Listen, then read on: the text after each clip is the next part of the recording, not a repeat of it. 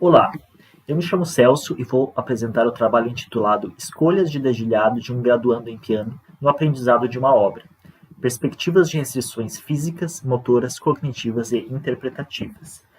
Um dos primeiros aspectos levados em consideração no aprendizado de uma obra ao piano é o dedilhado.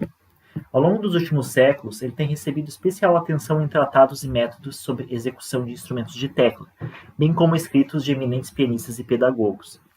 Nas últimas décadas, o dedilhado tem se tornado também tópico de interesse em pesquisas acerca da prática e performance musical sob a perspectiva da musicologia, psicologia da música e também da modelagem matemática. Para Parkwood e Troup, a escolha de dedilhado no repertório pianístico compreende complexas interações entre 4 tipos distintos de restrições. Existem as restrições físicas, que se referem a características da topografia do instrumento, por exemplo, distribuição horizontal e vertical de teclas brancas e pretas, bem como características anatômicas, como tamanho, formato e abertura da mão e entre os dedos.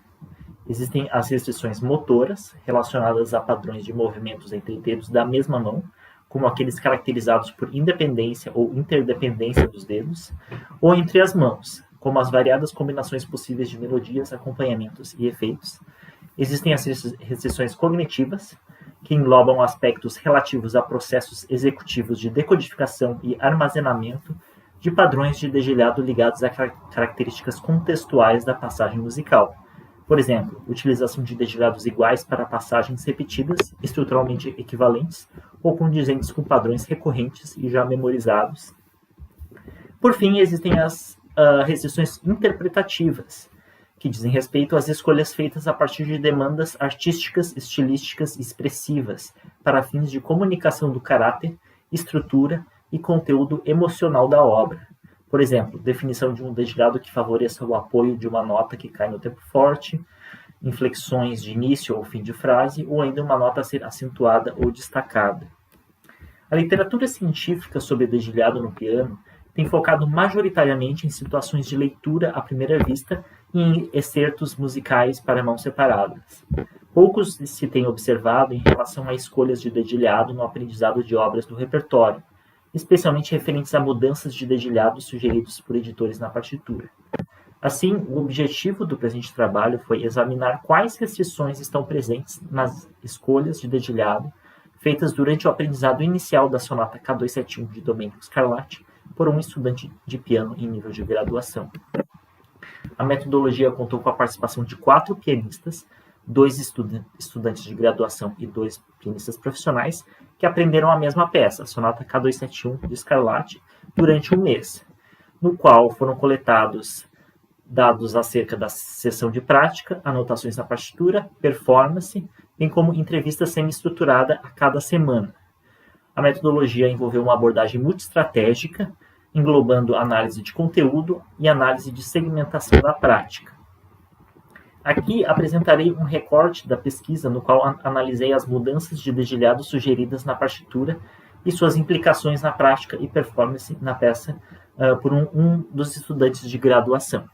Os resultados indicaram a influência de restrições físicas relativas a mudanças de dedilhado para evitar a abertura excessiva da mão, combinações de restrições motoras e interpretativas, como nesse exemplo, em que buscou-se evitar o emprego de dedos 4 e 5 em sequência rápida e utilizar um dedo forte no tempo forte do compasso.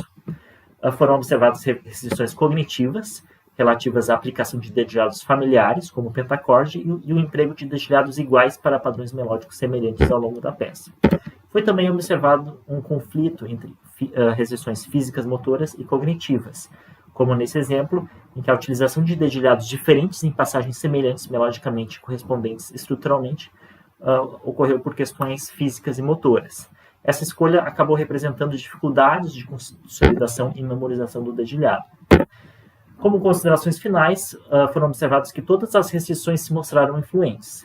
Diferentes tipos de restrições se relacionaram de variadas formas, seja por convergência ou por divergência. No caso de divergência, restrições físicas e motoras foram priorizadas na escolha do dedilhado, o que causou impasses na prática e performance ao longo do mês. E os resultados corroboraram a ideia de que a consistência entre padrões musicais e dedilhados se mostra importante tanto na precisão quanto na velocidade de execução. Essas foram as referências. Obrigado. Olá, meu nome é Guilherme Bose e eu realizei esse artigo com meu orientador, professor Ricardo Dourado Freire, do programa de pós-graduação da UNB. A performance musical do clarinetista tem como base diversos fatores objetivos e subjetivos. Esse artigo traz reflexões sobre o processo de produção sonora do clarinetista a partir da discussão de conceitos de acústica, psicoacústica e timbre, baseados no diálogo entre autores na área de física e da performance da clarineta. A percepção é uma importante ferramenta para a construção da sonoridade do clarinetista. O trabalho de investigação foi realizado a partir de pesquisa bibliográfica sobre os termos da acústica, psicoacústica e acústica da clarineta. A partir das referências foi realizado o diálogo entre pontos de vista de diferentes teóricos. A acústica musical é uma área advinda da física que busca explicar os fenômenos sonoros por meio das atribuições qualitativas e comportamentais dos sons. Beranek apresenta a terminologia para definir a acústica como um adjetivo, que significa intimamente associado com ondas sonoras e com fenômenos, meios, aparatos, quantidades ou unidades discutidas nas ciências das ondas sonoras. Dessa maneira, o foco no estudo do som e nas propriedades da propagação do som em diversos meios permite auxiliar a compreensão tanto da natureza quanto o comportamento do som em uma variedade de ambientes e nos permite entender o funcionamento dos instrumentos musicais e a interação do som produzido com a percepção. A psicoacústica é um ramo da acústica que estuda como os humanos percebem os sons. Dessa maneira, podemos considerar que a psicoacústica busca auxiliar o entendimento do cérebro humano sobre a interpretação dos sons a partir da percepção sonora. Pois indica que a psicoacústica estuda a resposta subjetiva e psicológica de atributos físicos ou acústicos do som. Sjögren caracteriza a psicoacústica como o estudo da percepção do som, buscando entender como percebemos o som e como a mente constrói significados cognitivos. Pode-se considerar que a psicoacústica seja uma ferramenta utilizada como parte de um processo cognitivo, e não somente como resultado final na performance. O foco principal desse estudo baseia-se na compreensão dos aspectos subjetivos e individuais que possam ser aplicados na performance musical. A clarineta é um instrumento de sopro com tubo cilíndrico fechado em uma extremidade e aberto em outra, segundo Rawls. Dickens et al. Fizeram um estudo ao qual demonstraram que a configuração do espectro harmônico característico da clarineta, devido à sua construção acústica, faz com que os primeiros harmônicos ímpares, o primeiro e o terceiro, sejam muito mais fortes do que os primeiros harmônicos pares, o segundo e o quarto. E o quinto para os sétimos harmônicos possuem um decaimento regular, enquanto o oitavo harmônico é mais forte que o anterior e o posterior, caracterizando de tal forma o espectro sonoro da clarineta. Fabiani e Friberg os definem como uma qualidade que nos permite distinguir o som entre dois instrumentos dados os parâmetros acústicos tanto nas qualidades espectrais, dadas pelos números de harmônicos, quanto pelas dinâmicas, caracterizados pela velocidade de ataque, por exemplo. Smock define ainda como a capacidade de distinguir a mesma nota tocada por diferentes instrumentos, não somente importando as características físicas, mas também levando em consideração a percepção. O timbre passa a ser um processo de construção, e não somente o resultado. Utilizar a psicoacústica como uma ferramenta faz com que o músico tenha a possibilidade de utilizar diferentes meios necessários para modificar o timbre, afinação, dinâmica, e a partir daí utilize o resultado sonoro como feedback, fazendo assim com que o clarinetista saiba exatamente o que precisaria modificar para que atinja o timbre uma vez idealizado, seja em uma performance, solo ou em diferentes grupos e contextos.